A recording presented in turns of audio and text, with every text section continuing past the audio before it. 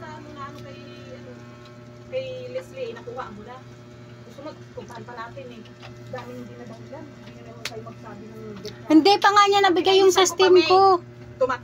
Tumatawag ako sa'yo, hindi mo inaano. Samantalang kay Shana, nagchat-chat ka. O sino mang gagalit, May? Eh, alam ko naman ang kasi yung sasabihin mo eh. Paglaanan nyo yan, ngayon, alam nyo na. Kailangan talaga kasi magalit para matuto kasi kayo. Hindi kayo natututo eh, kasi sobrang pait eh.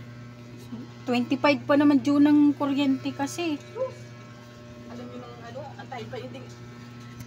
Ikaw pa yung sobrang kuripot ka. Pag nag-chat ng ano sa'yo, siguro kasi wala, puro si wala. Wala. Kayo nahiya mo sa sinabi niya sa baba. Gusto kasi niyo, pabulong kayo ng pagod, sabi, walang balik sa inyo. Tangin na di rin kasi makaintindi ang hayop na yan eh. Alam niyang walang-wala din kami makain. Puro ganyan na lang yun. Te, pag nangingiyan siya sa akin, te, nagbalod, ginagawan ko ng paraan. Nagbibigay ako doon. Kasi naman, saksi ako nung May, yung pinagkakato ni Mia, 1515 po. 1515. Ano sabi niya, low lang, hindi mo ano. Bakit nabigyan ko yan siya? Hindi ako nagagalit ng ano, May, tinunuin ko talagang ano, sinagad yun. Pinaano mo pa talaga na kasi hindi mo mag-away, di ba? Sabi ko sa'yo, huwag mo antayin na magkaalam pa yun eh.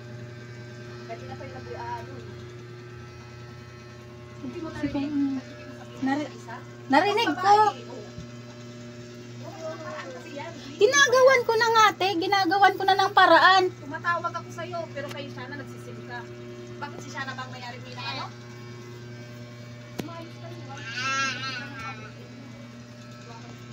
Oo, aalis kami dito. Layas pa, de lumayas. Di rin kayo makaintindi eh.